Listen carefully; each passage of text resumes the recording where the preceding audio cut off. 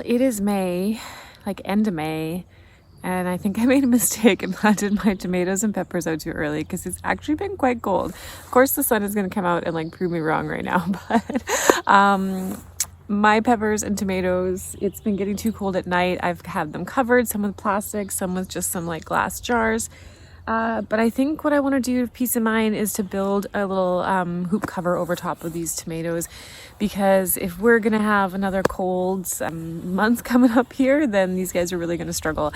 And I have big plans for lots of salsa this year, so I need those peppers and tomatoes to grow, and I don't want to have to buy any. So that's what we're going to do today. So yeah. And hello, if you are new here, my name is Jackie and this is my eco endeavor. Let's go play with some power tools. Let's do some measurements and see if we can build a hoop cover with all reclaimed materials today to help these guys grow. All right, let's go. Step one is to measure and see how big this bed is. This is 3 feet. My choke clover. 3 feet by, oh yeah, okay, here. So 5 feet, 3.5 inches, about around there. So now we gotta find a piece of wood that will fit on here. So let's go look in the scrap wood pile.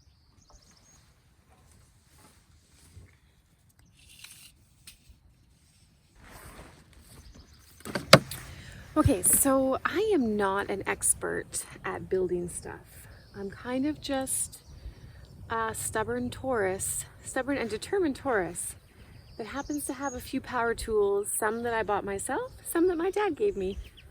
So we're gonna play around with those power tools and we're gonna see if we can build this. Now the basic idea is I'm gonna build a frame to sit over top of this garden bed box. And I actually have a video on how I made these garden boxes and the struggles I had with my power tools. So I've since gotten better. So I'm gonna use this, I'm gonna make a frame to just sit on top. And then in this frame, I'll have probably 3 hoops, I'm thinking. And I'll drill holes for those plastic hoops to go in. And then maybe I'll have a top bracing piece and put the plastic over top. And we're gonna use all scrap materials, or all materials that I have already. Yeah, that sounds like a good plan, right? Okay, let's go get those power tools. Carpenter square, pencil, safety glasses, and our tool. So I measured this one and it is 6 feet long. So in theory, I should be able to just line it up perfectly here. This is where clamps would come in handy, but I do not have any of those. And just cut it like right in the middle.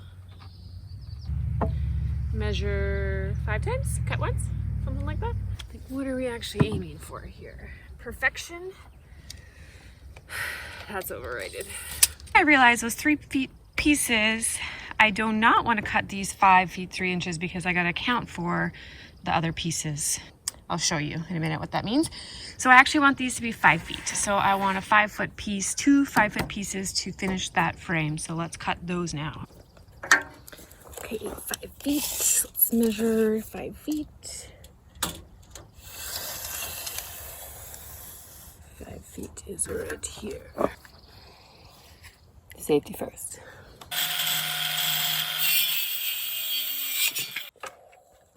Perfection.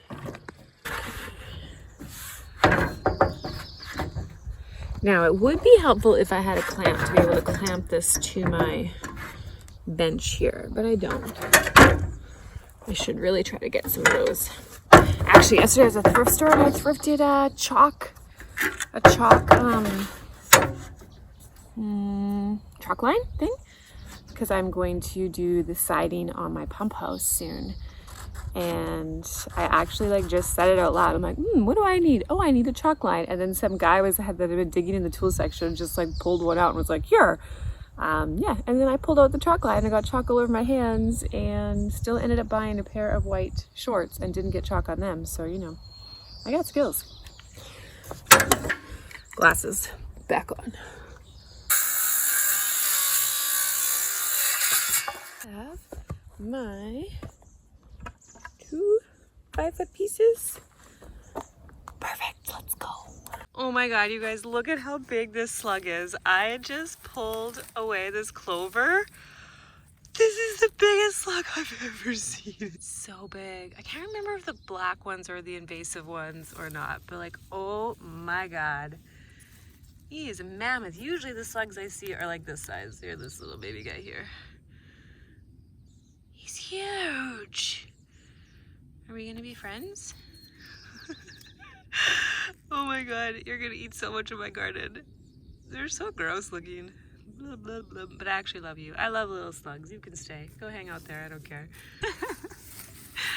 Oh, nature is just so cool.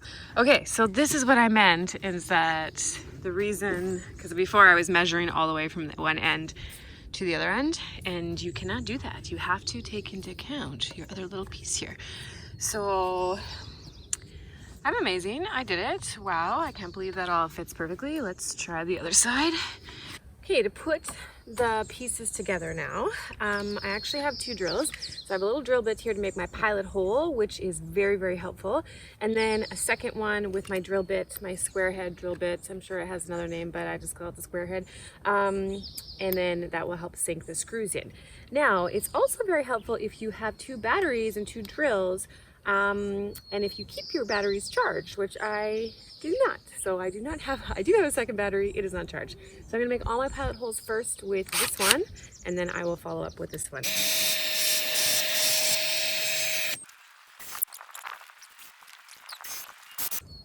Pilot hole's done. Take the battery.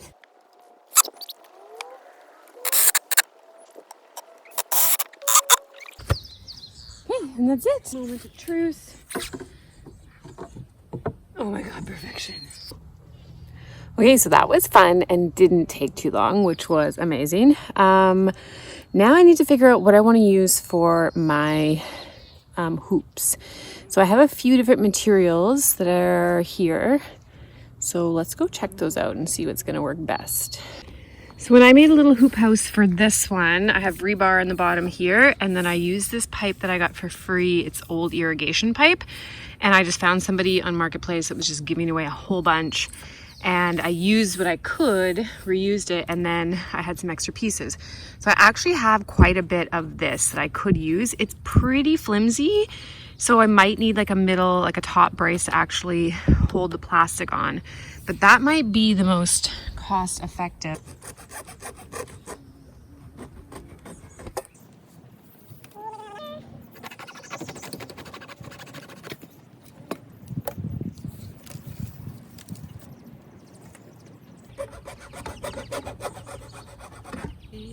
Pieces done, dusted. Okay, so that is 1/2-inch pipe, or tubing or irrigation, whatever you want to call it. So let's go look in the tickle trunk to see if we have a 1/2-inch spade bit, which I know at least I have a 1-inch spade bit, because I made a driftwood Christmas tree once and I bought that.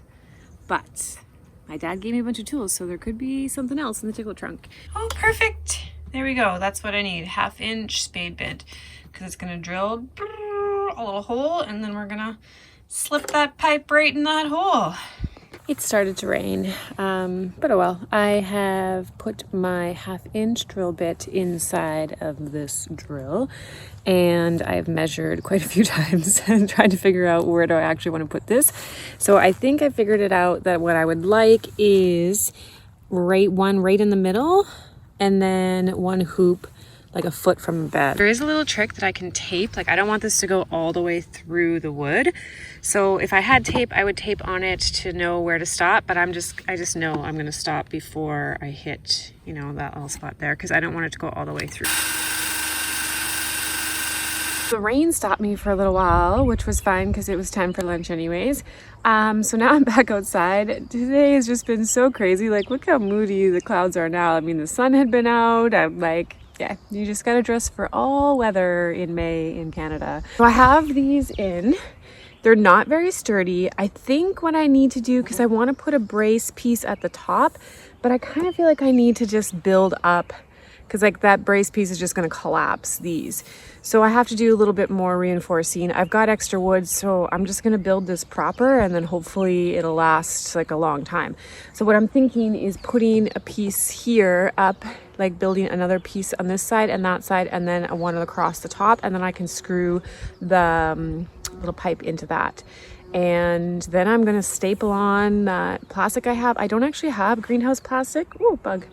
What I have is plastic that I saved from a mattress, and it's pretty thick. I think it's gonna be just fine. Anytime you get a big sheet of plastic like that, like from a mattress, you should save it because lots of uses in the garden. You can also go to lumber yards. They give away their plastic and their tarps for free too. So yeah, let's do that.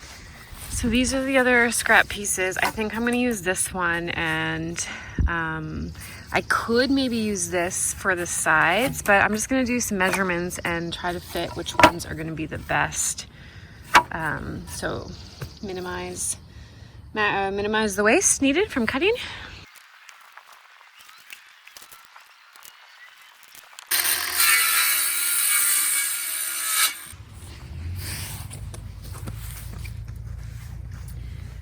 Okay, so I've cut my pieces and I want them to go, this is 3 feet here, pretty much, is middle. So to do this, I'm gonna have to flip this over and drill from the inside. So I might take these out for now to do that.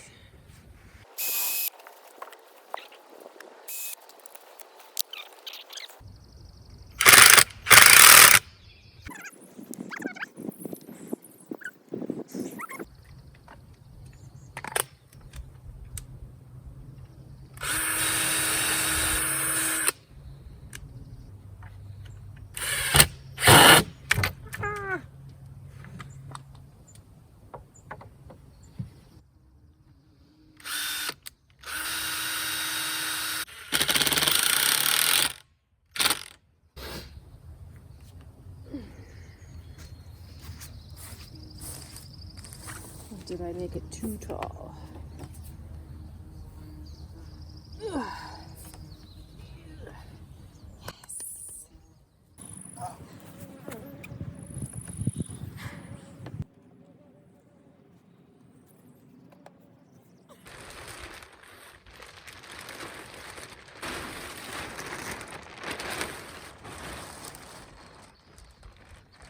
I think what I'm gonna do is move one of these ends here just to see what it's like, because I have a feeling it's going to be better, because once I staple this on, it might help to have this closer to the edge. You want to make sure you don't hit your screw here as well, so I've got a screw right in the middle there, so I'm going to go here.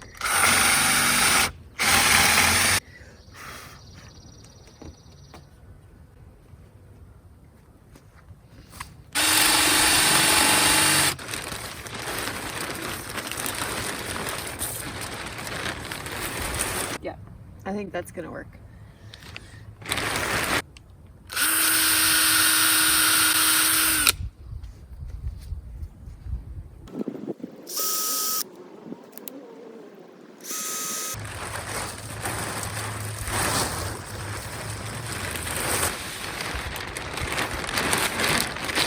This section here is where I actually have a lot of the excess. So I am kind of just gonna pleat it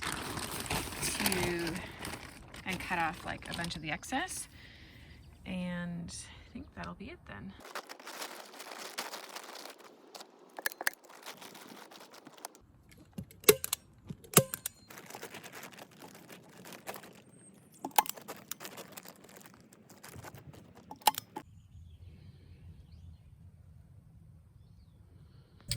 So I had these little things already and this cord. So I just attached some cord to the top here, and I've got bricks holding it kind of right now as well. And I'm gonna do that on that side. And then I think it should be good. I could do a trim piece on here to kind of make it look nicer. But I think for now, that's what she's gonna look like. Okay, not perfect. That might be a problem. I might need to put a side brace piece on. But you know, not too bad.